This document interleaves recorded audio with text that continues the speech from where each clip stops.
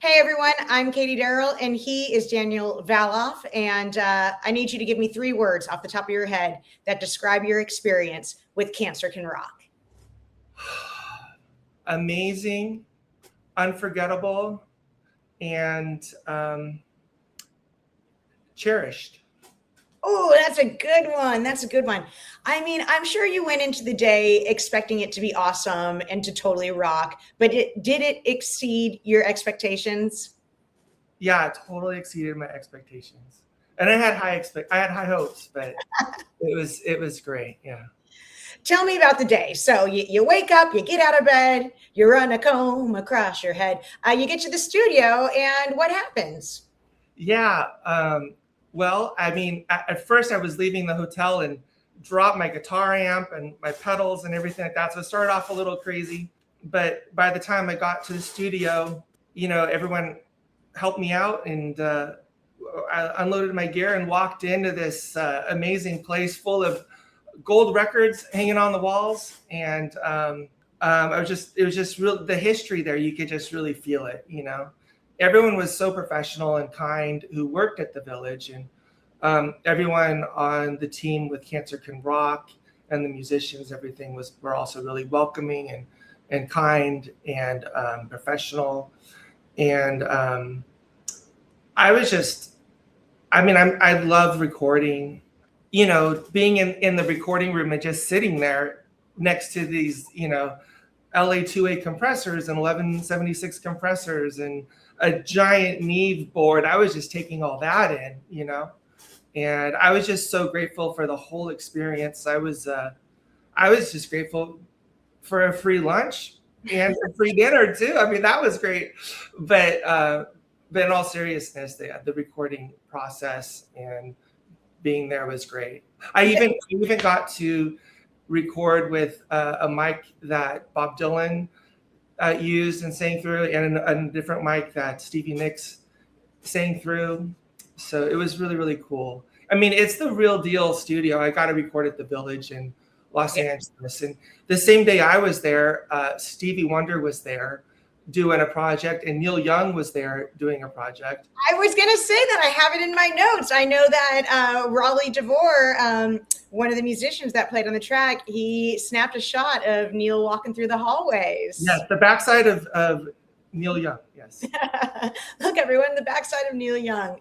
I mean, truly an iconic experience. And that's what I want people to know about Cancer Can Rock, right? Is you get this experience with these musicians like yourself that are battling, struggling, fighting cancer, yada, yada, yada. But putting them in a studio that isn't just someone's, it's their garage converted and we're just like doing this volunteer thing. No, it's like top-notch quality. Neil Young could pop in, guys. It was one of the top studios in the world. I mean, everyone's recorded there, from Tom Petty to Nine Inch Nails to Smashing Pumpkins to Heart. Well, and enough about those rock stars. Let's talk about you as a rock star. You got to go in there. You got to record your song. Tell me about this. Tell me about this little ditty, this song of yours. It's called "There's Still a Light in the Sky." I wrote it shortly after I got a stage 4 cancer diagnosis, and it was just about all the emotions and thoughts and feelings that were going on in my head, at the time. Ultimately, it's a song about hope. Basically, I was just thinking about how no matter how black the sky is and how dark the night is, as long as there's one light in the sky, whether it's a star or the moon, you can chart your course and get through it, no matter how dark things look. And for me, that light that I chart my course by is my faith in Jesus Christ.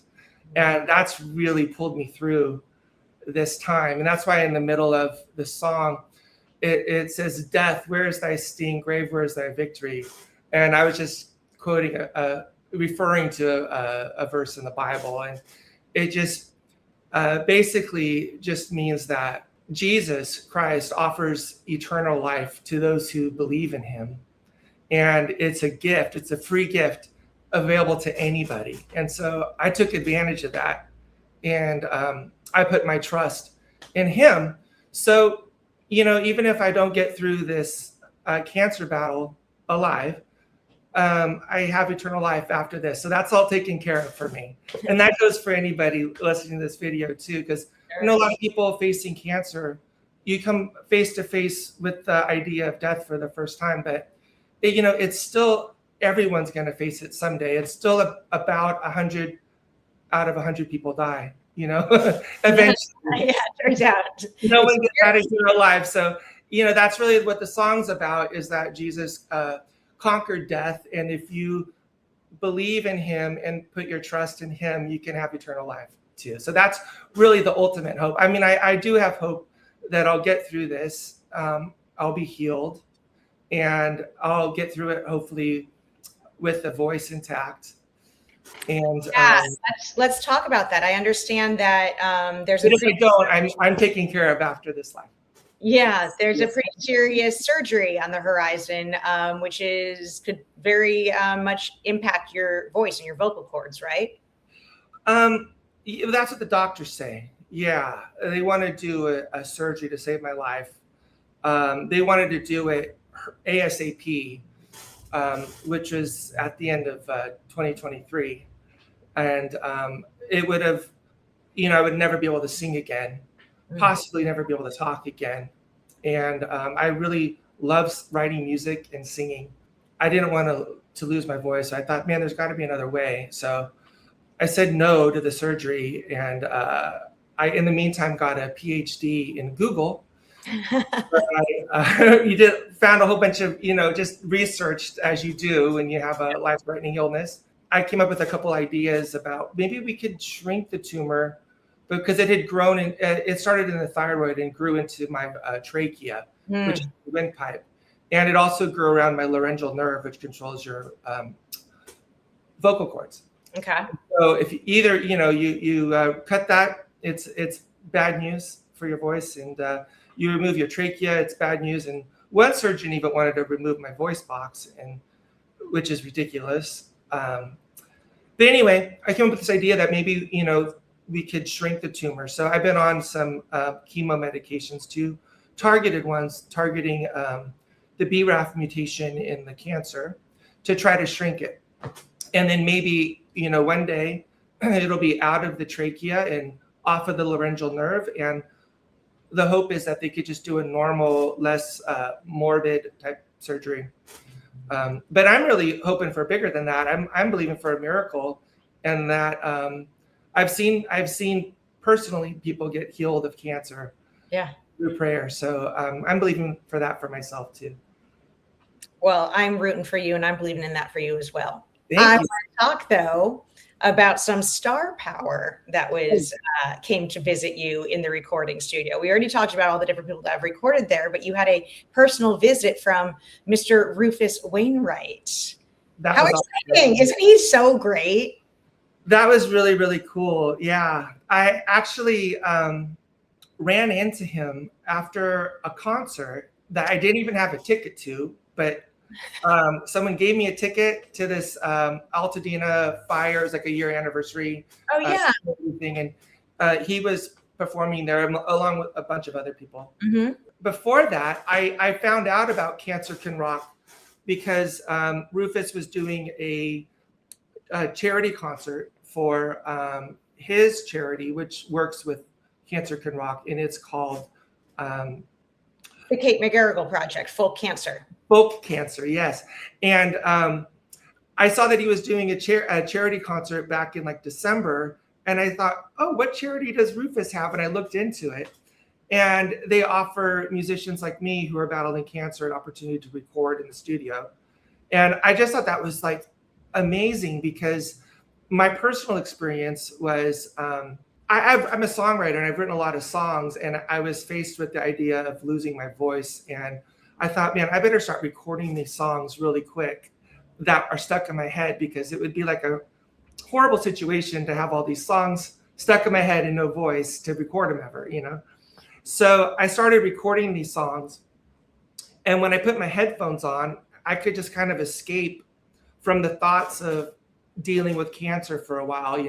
When I was recording, I would work so hard, and I would kind of just escape for a moment, And I looked into what that charity that Rufus and Cancer Can Rock do. Yeah. And I thought I was alone in this thought. And it's like, that's literally what they do, is they offer recording time. And also the idea to leave a song as a legacy. It's great. I love it. Yeah. So it's Rufus and Martha Wainwright, Folk Cancer, the Kate McGarrigle Project, and they've graciously teamed up with Cancer Can Rock, and the concert that you mentioned, the holiday concert, was just a blast. And the fact that you were able to see that, learn about it, and then meet him, and then all of a sudden you're recording and he's walking in the door and part of your experience. Crazier than that, I learned about the cancer charities because I just saw that concert advertised. But then months later, when I got an email, I applied when I saw that because Rufus was posting about it. And then I applied. And then the day I got the saying that they were going to choose me as a featured artist, I got that email. A couple hours later, I was at a different concert and I ran into Rufus after the concert. And I showed him the email on my phone. I said, "You're not going to believe this. I just got accepted to record. I'm your stalker a couple hours ago, and now I'm running into you." And he was so kind. And he said, "Daniel, I really want to be there when you record. Here's my phone number. Stay in contact with me. Let me know when it is. And I want to come down there." And like 5 months later, true to his word, he, worked it out, even though he was on tour and all this stuff. We worked it out so he was able to come. And then even cooler than that was he recorded background vocals on my song, which are awesome. It makes the song so much better. So I'm really grateful for him, his sister, to Jim Ebert with Cancer Can Rock. I mean, the whole experience was really great. And the song turned out really great too. The song is so moody. I had it on earlier. It's definitely a moody vibe. I know you quoted me a line from it that was from the Bible, but I'm going to quote you a line that really stood out to me. I loved the lyric. "They tried to put me in the ground, but I grew up like a tree." And I just heard that and I was like, zing, this guy, you really pulled me in. Well, yeah. that was referencing, I think it's kind of a concept about being a seed and people bearing you, but you growing up. It's not a concept I came up with, but it was something that inspired that. I think originally it's credited to a Greek poet from the 70s or something like that. But so I'm really excited for your music video to be released, but I know that the team was able to do something a little bit, I mean, I'd say special with you, but I feel like your whole experience has been so special from the moment of meeting Rufus and Rufus coming into the studio and seeing, Neil in the hallways. But you actually went out with the camera crew to the pier. And I think we're going to get to see some of that footage and experience, correct? I guess so, yeah. I'm not a video guy. I'm a music guy. So I just let them do whatever they wanted to do with me. I'm nervous to see what the video. I'm sure it's going to be great, but I just don't like seeing myself right now on the Zoom call. So I would love to hear a little bit about when you got bit by the bug of music and just knew it had to be a part of your life. Was there an aha moment? No. When I was a little kid, my dad had a guitar. My dad, when I was a little kid, he would put on records. He really taught me to listen and appreciate music because we would, at night, sometimes instead of watching TV, we would just put on a vinyl record. And my dad would lay on the couch, I'd lay on the floor and on my back, and we'd just close our eyes and listen to the music. And he liked all different kinds of music, and still does. And then my dad also used to play a bit of guitar, and he taught me a couple songs. So there's always a guitar in the house. And then I just kept playing guitar. And in high school, I was in choir. I was a music major in college, and studied voice and classical guitar, and have been in bands for the last 30 years. I've just always loved songwriting. I'm glad that music runs in your blood and that you're able to share it with us. I always love hearing the songs and then meeting the artists and interviewing them. So hearing your song today and then getting to spend some time with you has been really special. Oh, and you know what else we forgot to talk about? You got to meet the esteemed Lindsay Parker, music journalist extraordinaire. Yeah, she came down and interviewed Rufus and myself at the Village, which was a really cool experience too. And she was really nice, and I'm grateful for her to do that, to take the time to do that. She really I'm just so grateful for the whole experience. Honestly, it was already been a couple of weeks ago, but I'm still like kind of in a dream state, thinking about it every day, how great it was, and like I just want to go back there and do it all over again. So speaking of being in a dream state, that night when you went home and tried to rest your head on the pillow, were you exhausted from a long day in the recording studio, or was it adrenaline filled and you just kind of could keep going? I got back to my hotel room at midnight. Woo! Took all my gear out of my car, loaded it into the room, put my feet up for about 10 minutes, and then got back into my car and went to the Sunset Marquee. So I guess I couldn't sleep. Well, Daniel, thank you so much for spending time with me today, for being a part of the Cancer Can Rock family, and congratulations on the debut of your song. Thank you. And I just want to say thanks to you for taking the time to interview me. And thank you to Jim Ebert and Rufus Wainwright and Martha and Dirk Wooten and Rich Forson and Marguerite Chan and all the musicians, Dory, Lobel and Raleigh and Jon Button. And oh my gosh, Bill Appleberry, everyone who was involved. Anyone I'm leaving out. I'm Eric Nielsen, Matt Dorsey, everyone who was involved. I'm just so grateful for the experience. And it's just such a both of the charities are really great charities with really kind-hearted people who really care, and they're just a bunch of authentic people who truly want to give people who are going through a hard time a really great experience and take their minds off of things for a little bit. And it did that for me. And I'm just so grateful. Mission accomplished. And free dinner.